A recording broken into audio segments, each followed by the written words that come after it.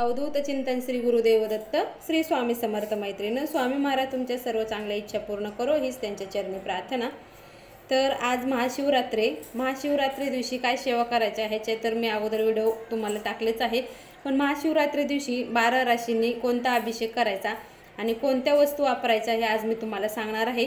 तर कसं आहे, महाशिवरात्र हा 300 वर्षांनी असा अद्भुत योग आलाय असं म्हणतात की ही महाशिवरात्री किंवा मासिक धर्म जर तुमचा चालू असेल तर तुम्ही काय करायचं, तुमच्या मोबाईलवर तर तुम्हाला माहितच आहे, मोबाईलवर तुम्ही काही जरी ओपन केलं तर तुम्ही शिव महिम्न स्तोत्र किंवा तुम्हाला हे काय म्हणायचं शिवलीलामृत जरी वाचायचं असेल तर तुम्ही मोबाईलवरून तो तुम्ही वाचू शकता। फक्त तुम्हाला काय फक्त देवपूजा करायची नाही, परंतु तुम्हाला बाकी जर काय जमत नसेल तर तुम्ही दिवसभर ओम नमः शिवाय ह्या मंत्राचा जप त्या दिवशी तुम्ही करू शकता। तर या दिवशी असं म्हणतात की या दिवशी महादेव समाधीतून बाहेर आलेले असतात आणि त्यांचा माता पार्वती बरोबर लग्न झालेलं असतं, त्यामुळं हा महाशिवरात्री हा दिवस आपण साजरा करतो। तर काय करायचंय, सर्वप्रथम आपल्याला सकाळी लवकर उठायचंय। सकाळी लवकर उठल्यानंतर आपण काळे तीळ टाकून आंघोळ करायची। काळे तीळ नसेल तर पंचगव्य टाका, ते नसेल तर तुमच्याकडे गंगाजल तर असतंच ना, ते गंगाजलने सकाळी स्नान करा आणि स्नान केल्यानंतर तुम्ही अभिषेक करू शकता। तर अभिषेक करताना काय करायचं, आधी महादेवाची पिंड आहे ना ती आधी स्वच्छ करायची। स्वच्छ का करायची, तुम्हाला जर मंदिरात जाऊन जर अभिषेक करायचा असेल तर अभिषेक करायच्या अगोदर महादेवाच्या पिंडीवर एक तांबे आधी तुम्ही पाणी ओतून घ्यायचे आणि पाणी हे तुम्हाला शक्यतो घरचंच न्यायचंय, मंदिरातलं पाणी तुम्ही वापरू नका, कारण मंदिरातल्या पाण्याने जर अभिषेक केला तर तो सफल होत नाही असं म्हणतात।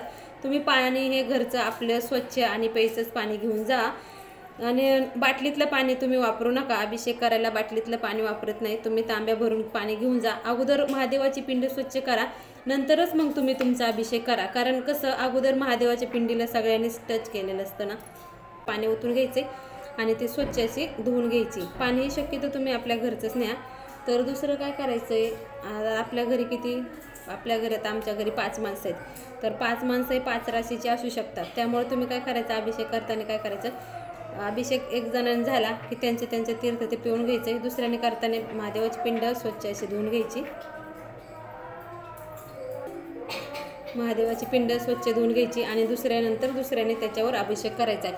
तर मेष आणि मीन राशींनी काय आपली इच्छा असेल, जल, नंतर 1 चमचा मध, 1 चमचा साखर आणि नंतर पाणी टाकायचं आणि ह्याने अभिषेक करायचं आणि हे तीर्थ तुम्हाला प्यायचंय। तीर्थ प्यायच्या अगोदर काय करायचं, तीर्थ असं हातात घ्यायचंय आणि तुमची जी इच्छा असेल ती सांगायची, नंतर मग ते तीर्थ प्यायचंय।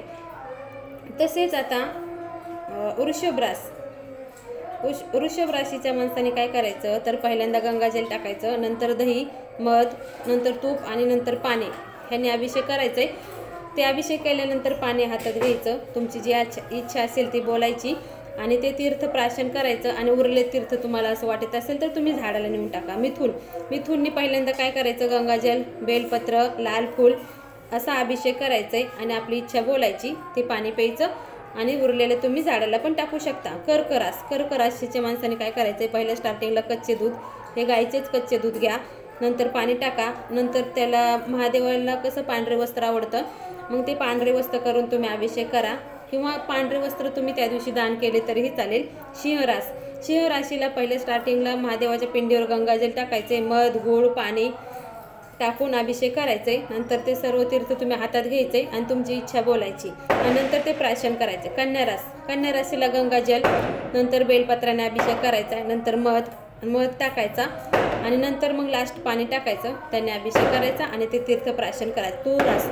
तूर राशीला काय करायचं, सर्व स्टार्टिंगला गंगाजल टाकायचं, नंतर उसाचा रस टाकायचा आणि नंतर पाणी टाकायचं आणि त्याने ते अभिषेक करायचा। वृश्चिक राशी गंगाजल, दूध आणि लाल फूल ह्याने अभिषेक करायचा आहे।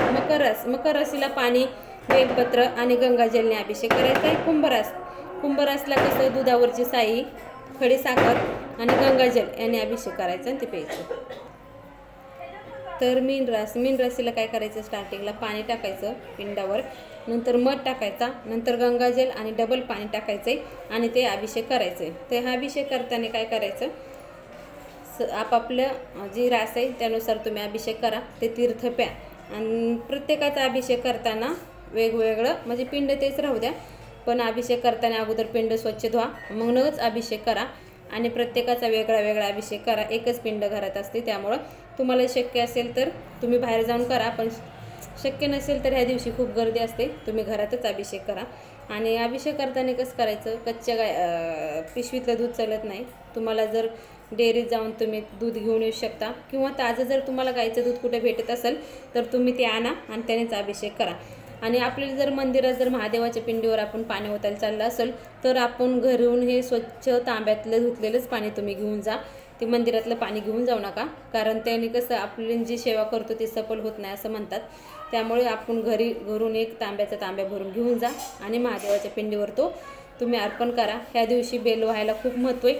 तुम्ही या दिवशी बेलपत्र धोत्रा व्हा, कारण ह्या दिवशी सेवा करायला खूप महत्त्व आहे. ह्या दिवशी कोणालाही तुम्ही अभद्र बोलू नका, कोणाचं वाईट चितू नका. दिवसभर तुम्ही फक्त नामस्मरण करा. महाराज तुमच्या पाठीशी तर आहेतच, पण नामस्मरणाशिवाय पर्याय नाही. त्यामुळे तुम्ही दिवसभर काही जरी नाही केलं तरी तुम्ही दिवसभर नामस्मरण करा, कुणालाही वाईट बोलू नका. स्वामी महाराज तुमच्या सर्व इच्छा पूर्ण करतील, हीच माझी त्यांच्या चरणी प्रार्थना. श्री स्वामी समर्थ. श्री गुरुदेव दत्त.